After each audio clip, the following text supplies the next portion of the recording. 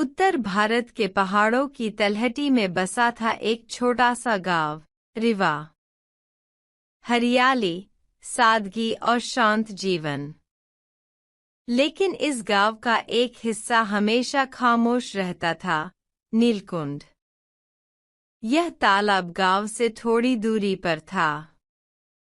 बड़ा, गहरा और अजीब तरह से नीला, जैसे उसमें आसमान नहीं, कोई रहस्य भरा हो। गांव के बुजुर्ग हमेशा बच्चों को सख्ती से कहते, शाम ढलने से पहले घर आ जाना।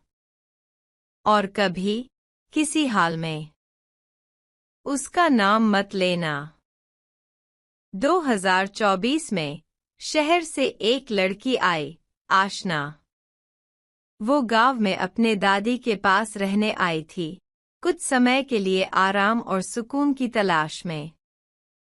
वो पढ़ी लिखी थी, आत्मविश्वासी और अंधविश्वास से दूर। जब उसने गांव की अजीब परंपराएं देखीं, तो हंसी आ गई। एक दिन दादी ने बताया, उस तालाब में एक आत्मा है। लड़की थी, मायरा। बहुत साल पहले उसकी शादी जबरदस्ती तय कर दी गई थी। उसने विरोध किया और एक रात खुद को नीलकुंड में डुबो दिया। लेकिन लोग कहते हैं, वो अकेली नहीं गई थी। कुछ या कोई उसे बुला रहा था। उसका नाम क्या है? आशना ने पूछा। दादी ने कांपते होठों से कहा, लोग उसे लाया कहते हैं। लेकिन बच्ची, उसका नाम कभी मत लेना। वो सुनती है। अगली दोपहर आशना गांव की कुछ लड़कियों के साथ तालाब के पास गई। सभी तालाब से दूरी बनाकर बैठीं। हवा शांत थी, पानी बिल्कुल स्थिर।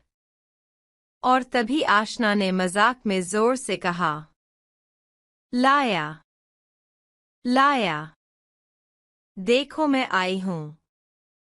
लड़कियां डरकर पीछे हट गईं। तभी हवा का रुख बदला। तालाब की सतह पर लहरें उठीं, जैसे किसी ने अंदर से हाथ मारा हो। पेड़ों की शाखाएं झुक गईं और हवा में एक ठंडी सरसराहट फैल गई।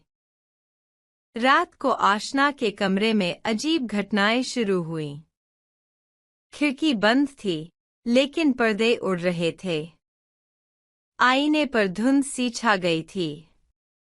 फिर आईने में कुछ हलचल हुई, उसका अक्स मुस्कुरा रहा था, जबकि वो खुद डरी हुई थी। और फिर एक फुसफुसाहट, तुमने मेरा नाम लिया, अब मेरी जगह तुम्हारी होगी। वो चिल्लाई, लेकिन आवाज बाहर नहीं निकली। और अगले ही पल सब शांत। सुबह जब दादी उसके कमरे में गई, तो दरवाजा अंदर से बंद था। जब किसी तरह खोला गया, तो अंदर कोई नहीं था। बस बिस्तर गीला था, जैसे कोई पानी से भीगा शरीर उस पर लेटा हो। आशना का कोई सुराग नहीं मिला। बस तालाब के पास एक आईने का टुकड़ा पड़ा था, और उसमें एक चेहरा झलक रहा था। लेकिन वो आशना का चेहरा नहीं था। आज भी अगर कोई नीलकुंड के पास जाए और उस नाम को पुकारे, तो हवा में वही फुसफुसाहट गूंजती है। अब मैं अकेली नहीं हूं। कोई और भी मेरी तरह नाम से बंधा है। गांव वाले अब सिर्फ इतना कहते हैं। कभी कभी नाम सिर्फ पहचान नहीं होते, वो दरवाजे होते हैं।